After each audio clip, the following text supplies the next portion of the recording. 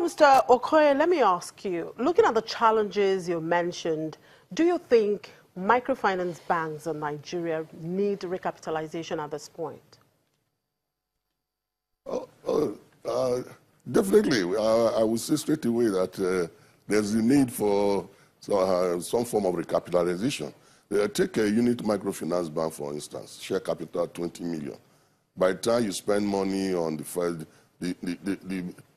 most basic computer equipment, 1 or 2 cars, rent, startup salaries and all, what is left for financial intermediation? So there's definitely, in order to fulfill, better play the role that is expected of us, yes, they need to be recapitalized. But let me also say there are many ways of skinning a cat, not just by cash injection, cash infusion into these banks. You could also do it through mergers and acquisitions, and that might even be a better way to do this thing than asking for large inflows of cash into the system.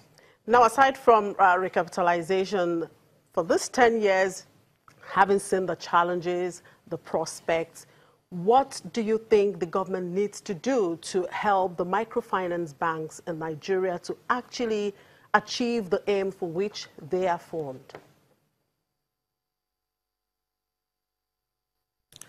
I guess I spoke earlier on about the harsh operating environment where the operating expenses, the profile for microfinance banks is 10 times higher than that of the commercial banks.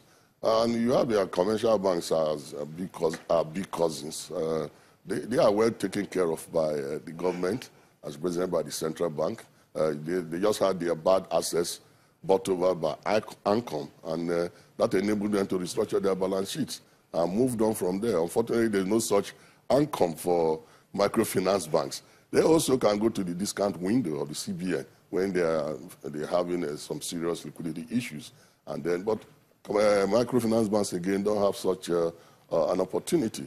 And I think that now that policy makers are beginning to really understand what it entails, the tenets of microfinance, I think the more safety nets need to be put in place to encourage those who deal in those grassroots areas, the rural communities, whether they provide their own electricity, they provide their own security, provide the infrastructure generally. And then way of intermediation funds, more have to come in. Because like I said, the sector is growing, the demand is high. But where is the capital? So we need the capital, and that's where government will have to play a role. And maybe subsequently, if the opportunity arises, we may discuss this, otherwise maybe for another time. And how do you plan to remain relevant in this sector going forward?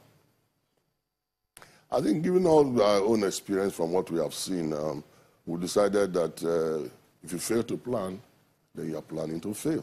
And so we came out, got a consultant, an external consultant, working in conjunction with top management, and we prepared a 5-year strategic plan, which went through the board, and the board looked at it, discussed it, and finally gave its approval with all the amendments.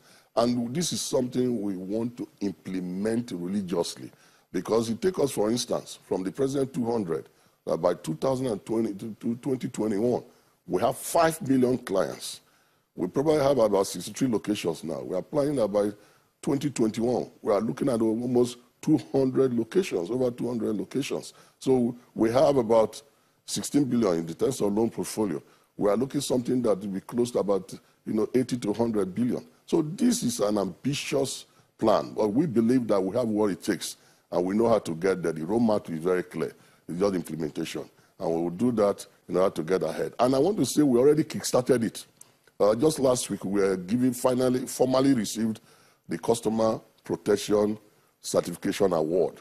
That was given by Microsafe. We are the first microfinance bank in the entire West African sub-region to be so certified. We are the second in Africa. We are the 16th in the entire world. So that shows there's a contract. We want to enter a contract between us and our clients. There are basically 6 principles.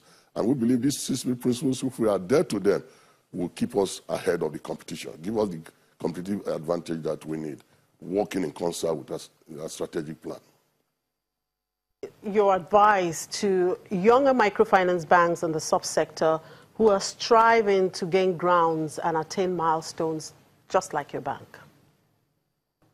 The first thing I have to say is that, somebody once, a sage, said that the best way to see very far is to climb on the shoulders of giants. And then you can see even beyond them. So look at those microfinance banks that seem to be succeeding or have succeeded and see what did they do right. Then do that. And those things that, the mistakes they made, try to avoid those mistakes. Avoid mission creep. Because one thing that has really been the bane of microfinance banks is thinking that they are mini commercial banks.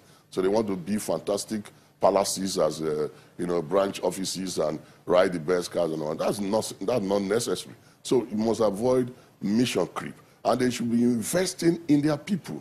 The people are the biggest assets. So let them invest in their people. And let them make sure that they remain, customer centrism is is non-negotiable. The customer must be king, not only in theory, but in practice.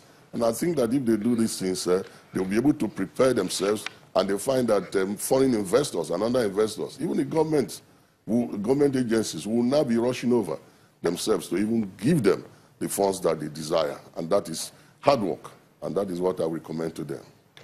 All right, thank you very much, Mr. Tiko Okoye. Thank you for your time, and I wish you best of luck as you continue in this terrain. Thank you for your time. Thank you. Tiko